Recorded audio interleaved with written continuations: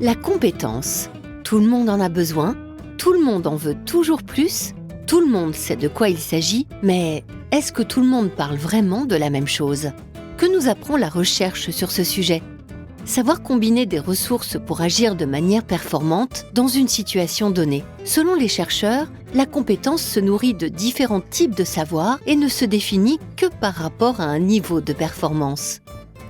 Les premiers travaux sur la compétence datent de 1971 et sont issus de réflexions portées par des organisations publiques. Le psychologue et sociologue américain David McClelland, alors professeur à Harvard, est sollicité par une agence fédérale américaine pour améliorer le recrutement des jeunes diplomates. Il sera le premier à remettre en question l'efficacité des tests d'intelligence dans le processus de recrutement en montrant qu'ils ne permettent pas de prédire la performance dans un emploi.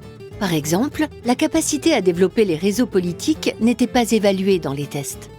Pourquoi les tests ne sont-ils pas fiables? Parce que, démontre McClelland, la compétence n'est pas uniquement une question de personne, mais se situe au croisement entre l'individu et l'organisation.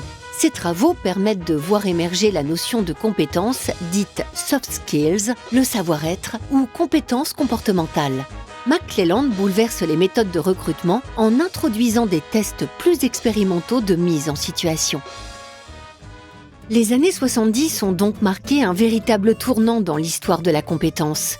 Avant 1970, le mode de fonctionnement des organisations est très standardisé. Les employés sont affectés à des tâches précises et les domaines de l'organisation sont très cloisonnés. On attend donc de chaque employé des qualifications précises devant répondre à un besoin précis.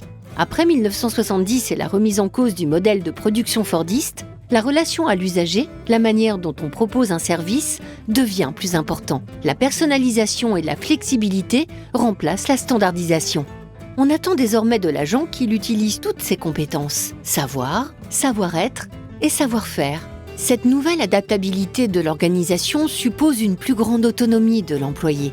La réussite, la performance d'une organisation dépend donc de sa capacité à organiser ses ressources, à savoir coordonner les différentes compétences de son vivier d'employés. Les ressources humaines deviennent stratégiques.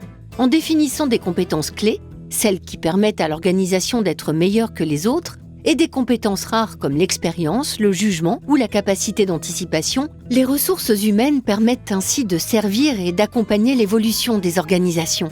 L'organisation apprenante doit elle-même devenir compétente dans sa manière de mettre en scène et véhiculer ses valeurs afin d'optimiser la marche de ses employés. Pour servir cette stratégie RH, un outil devient essentiel, le référentiel. Dans le processus de recrutement, il permet de définir un profil de compétences lié au poste à pourvoir. Le référentiel est une cartographie des compétences qui permet de repérer au sein de l'organisation la liste des métiers exercés qui sont ensuite eux-mêmes subdivisés en types de compétences. On peut ensuite hiérarchiser ces compétences. Pour chaque emploi, est-ce une compétence clé ou secondaire? Quel est le niveau de maîtrise requis? Le référentiel est une des clés permettant de moderniser le recrutement, notamment dans la fonction publique. Il peut accompagner une logique de professionnalisation des concours, VAE, épreuves professionnelles. Il peut également servir de base pour remettre en question le principe même du concours.